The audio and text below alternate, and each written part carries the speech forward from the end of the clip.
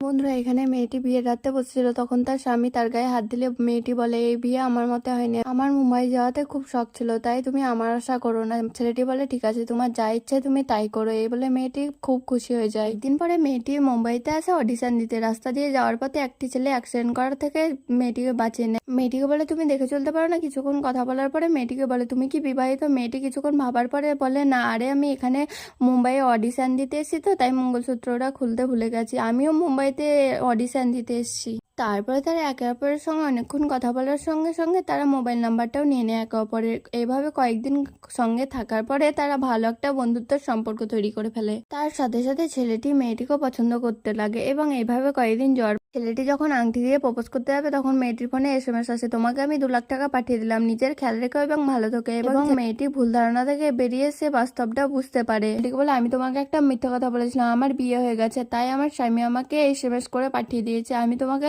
ভালোবাসতে পারবো না।